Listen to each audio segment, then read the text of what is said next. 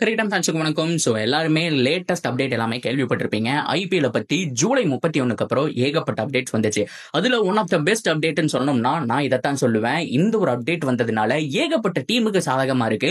ஆப்ஷனில் ஏகப்பட்ட team Australian and England பிளேயர்ஸை பிக் பண்ணலாமா வேண்டாமா அப்படிங்கிற மாதிரியான குழப்பத்தில் இருப்பாங்க.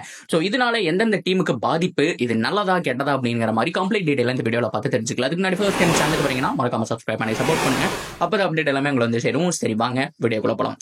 ஸோ வீடியோக்குள்ள போறதுக்கு முன்னாடி கரண்ட் இந்தியன் டீமோடைய அப்டேட் பார்த்துடலாம். ஸோ கரண்ட் இந்தியன் டீமோடைய அப்டேட், ஓடிஐ போட்டி விளையாட போறது கிடையாது. இன்னொரு 6 மாசம் உங்களுக்கு சாலிடான ரெஸ்ட் இருக்கு. அண்ட் ரோஹித் சர்மா அண்ட் விராட் கோலி ரெண்டு பேருமே ரொம்ப முக்கியமா லோக்கல் டோர்னமெண்ட் ஆட போறாங்க, டொமஸ்டிக் டோர்னமெண்ட் ஆட போறாங்க அப்படிங்கறதான் துலிப் டிராபி இந்த மாதிரியான விஷயங்கள்ல மறுபடியும் பங்கேற்க போறாங்கிற நியூஸ் வந்திருக்கு. ஸோ இதுக்கு முன்னாடி 2012 ஆடினாருங்க விராட் கோலி.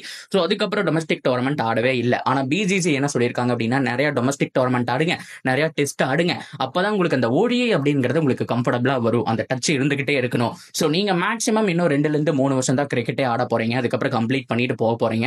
அந்த 2 வருஷத்துல உங்களுக்கு 2 டார்கெட் இருக்கு. ஒன்னு சாம்பியன் டிராபி, இன்னொன்னு வேர்ல்ட் கப். இந்த ரெண்டையுமே அடிச்சுட்டு போங்க அப்படிங்கிற மாதிரி பிசிசிஐ ஃப்ரீடம் கொடுத்துட்டாங்க. அதனால தாராளமா லோக்கல் டோர்னமெண்ட்ஸ் எல்லாம் ஆடுங்கன்னு சொல்லியிருக்காங்க.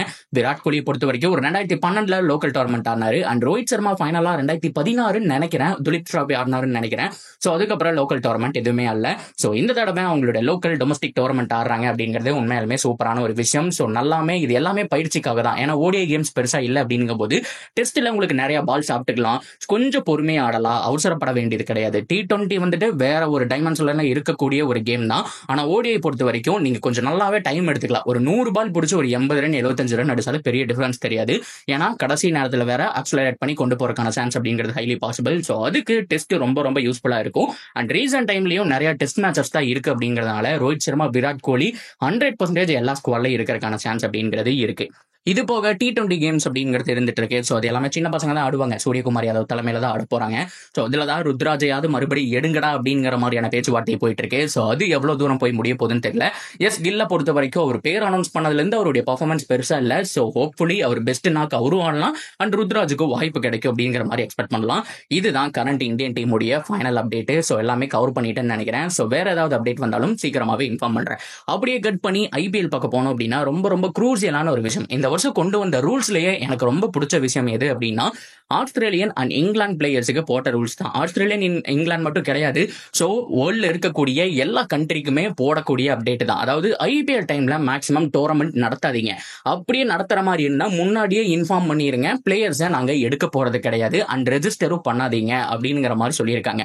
ஸோ இதனால என்ன ப்ரோ, இதனால என்ன ஒரு பிளஸ் பாயிண்ட் அப்படின்னு நீங்க கேட்டீங்கன்னா, எத்தனை பேருக்கு ஞாபகம் இருக்குன்னு தெரியல. ஸோ ஆர்சிபி நல்லா விளையாண்டு இருந்தாங்க. ஆனா கடைசி ஒரு 3 மேட்ச் பக்கம் வில்ஜாக்ஸ் கிடையாது, வில்ஜாக்ஸ் ஊருக்கு கிளம்பி போயிருப்பாரு. அதே மாதிரி சிஎஸ்கே செம டீமா இருந்தாங்க. அவங்களுடைய லீடிங் விக்கெட் டேக்கரா இருந்தது 5 விக்கெட், அதுக்கப்புறம் வந்துட்டு 2 விக்கெட் மேட்சுக்கு நல்லா கன்சிஸ்டன்சியா பெர்ஃபார்ம் பண்ணிட்டு இருந்தது முஸ்தபிசூர் ரஹ்மான். சேப்பாக்ல செமையா கட்டர் போட்டாரு, மறக்கவே முடியாது. அவருடைய பவுலிங் ஸ்பெல் வேற லெவல்ல இருந்துச்சு. இடையில ஒரு மேட்ச் 2 மேட்ச் அடி வாங்கி இருந்தாலும் கிட்டத்தட்ட மெஜாரிட்டி ஆஃப் மேட்சஸ் அப்படிங்கறது செம்மையா போட்டு கொடுத்தாரு.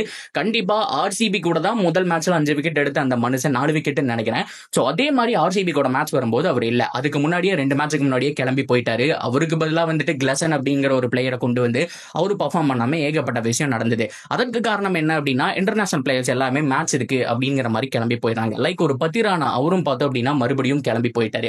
இந்த மாதிரி ஏகப்பட்ட பிளேயர்ஸ் வந்துட்டு ஐபிஎல்ல பாதியில விட்டுட்டு போறது நல்லா இல்ல. ஒரு டீம் அப்படிங்கறத செட் பண்ணி வச்சிருப்பாங்க, அவங்கள வச்சுதான். சோ இந்த ஒரு டீம் வந்துட்டு டிராஃபி அடிக்கும்னா இந்த ஒரு பிளேயர் ரொம்ப முக்கியம் அப்படிங்கிற மாதிரி செட் பண்ணி வச்ச உடனே ஒரு 10 மேட்ச் செட் பண்ண டோனை கடைசி ஒரு 2 மேட்ச் 3 மேட்ச் மாத்தணும் அப்படின்னா அதனால கூட ஐபிஎல் டீம் வந்துட்டு ஃபெயில் ஆகுறாங்க அப்படிங்கிற மாதிரி சொல்லியிருக்காங்க. ஸோ இதனாலேயே பிசிசிஐ என்ன முடிவு எடுத்திருக்காங்க அப்படின்னா, மெஜாரிட்டி ஆஃப் பிளேயர்ஸ் வந்துட்டு பண்ண போறது ஆஸ்திரேலியன் அண்ட் இங்கிலாந்து தான். காரணம் என்ன அப்படின்னா, இந்த மே மாசத்தோட எண்டு அண்ட் ஜூனோட தொடக்கத்திலேயே அந்த ஆசஸ் வந்துடுது. அதனால பயிற்சி அப்படிங்கிற மாதிரி கிளம்பி போயிடுறாங்க. ஸோ ஒன்னு ஆசஸை தள்ளி போடுங்க, இன்னொன்னு தயவு செஞ்சு அப்ளைவே பண்ணாதீங்கடா அப்படிங்கிற மாதிரி சொல்லிட்டாங்க. உண்மையாலுமே சூப்பரான ஒரு விஷயம். ஸோ இதனால வில்ஜாக்ஸ் அண்ட் மேக்ஸ்வெல் மாதிரியான பிளேயர்ஸ் ஆர்சிபிக்கு வரமாட்டாங்களா? அதே மாதிரி சிஎஸ்கே பொறுத்த வரைக்கும் மொயின் அலி மாதிரியான பிளேயர்ஸ் இருக்க மாட்டாங்களான்னு கேட்டா, ஸோ கண்டிப்பா இருப்பாங்க. பட் இருந்தாலும் இவங்க எல்லாருக்குமே டோர்னமெண்ட் இருக்கு அப்படின்னா ஐபிஎல் அப்ளை பண்ண மாட்டாங்க அப்படிங்கிற மாதிரியான விஷயமும் வந்திருக்கு. அதை தாண்டி அந்த பிளேயர் வந்துட்டு பாதையில திரும்பி போனா பேனே செய்யப்படுவாங்க அப்படிங்கிற மாதிரி காதுக்கு குழுகுலுன்னு ஒரு நியூஸ் வந்திருக்கு. ஸோ மறுபடியும் சொல்ற மாதிரி பில் ஜாக்ஸ் மாதிரியான பிளேயர்ஸ், மேக்ஸ்வெல் மாதிரியான பிளேயர்ஸ் எல்லாம் இப்படி இருந்தா அப்ளை பண்ண மாட்டாங்களா, நாட்டுக்கு தானே முக்கியத்துவம் கொடுப்பாங்க அப்படின்னு கேட்டா அப்படியெல்லாம் கிடையாதுங்க. தாராளமா வந்துட்டு அமௌண்ட் கொடுக்குறாங்க அப்படிங்கிறதுனால ஸோ கண்டிப்பா வந்து விளையாண்டு தான் அவங்க, அதுல மாற்றம் கிடையாது. ஆனா அவங்களுடைய டோர்னமெண்ட்ஸை தள்ளி போட சொல்லி இசிபி போர்டு ஆகட்டும், அந்த ஆஸ்திரேலியன் கிரிக்கெட் போர்டு ஆகட்டும், இவங்க 2 பேர் தான் மேஜர் ப்ராப்ளம். மற்ற எல்லாருக்குமே அங்கங்க T20 ஓடிஐ தான், ஒரு 2 மேட்சுக்கு அப்புறம் போனா கூட கொஞ்சம் பெருசா தெரியாது. ஆனா இவங்க 2 பேர் தான் பிக் டோர்னமெண்ட் ஆடுறதுனால ஸோ கண்டிப்பா வந்துட்டு வேணும், பிளேயர்ஸ் எல்லாம் எங்களுக்கு வேணும் அப்படிங்கிற மாதிரி கேட்கறாங்க.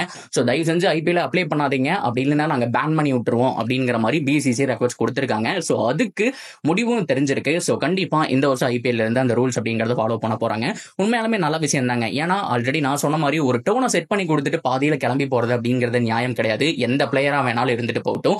அது மட்டும் இல்லாம இன்ஜுரி மட்டும் இருந்தா அலோவ் பண்ண போறாங்க. ஸோ உங்களுக்கு இன்ஜுரி ஆயிடுச்சு, கண்டிப்பா இந்த டோர்னமெண்ட் விளையாட முடியாது அப்படின்னா நீங்க தாராளமா நாட்டுக்கு கிளம்பி போயிடலாம். எவ்வளவு பேமெண்ட் அதை வாங்கிட்டு கிளம்பிடலாம். ஆனா மத்தபடி இன்ஜுரி எல்லாம் இல்ல, நல்லா தான் இருக்காங்க, ஆனா அங்க இருக்கிற டோர்னமெண்ட் ஆடணும் அப்படின்னு கிளம்பி போனா அது நியாயம் இல்லை அப்படிங்கிற மாதிரி சொல்லியிருக்காங்க. நல்ல ஒரு ரூல்ஸ் தான். இதனால சாலிடா ஒரு டீம்ல இருக்கக்கூடிய எல்லா பிளேயர்ஸுமே, நீங்க ஒரு 11 ஃபிட் பண்ணிட்டீங்க, அந்த 11 வந்துட்டு செமையா பெர்ஃபார்ம் பண்றாங்க, 5 மேட்ச் 6 மேட்ச் வின் பண்றாங்க, ஒரு 10 மேட்ச் 12 மேட்ச் முடிஞ்சு போச்சு அப்படின்னா அதே 11ஓட நீங்க ஃபுல் டோர்னமெண்ட் விளையாண்டுக்க முடியும். பாதியில யாரும் கிளம்பி போக மாட்டாங்க அப்படிங்கிறது தான் ஒரு சூப்பரான ஒரு விஷயம். ஸோ இதை பத்தின உங்களுடைய கருத்துக்கள் தாராளமா சொல்லுங்க. அண்ட் ரோஹித் அண்ட் கோலி அவங்க டொமஸ்டிக் டோர்னமெண்ட் ஆட போறாங்க, அதை பத்தின உங்களுடைய கருத்துக்களும் சொல்லுங்க. அண்ட் தொடர்ந்து அப்டேட்டுக்கு சேனலோட இணைஞ்சிருங்க.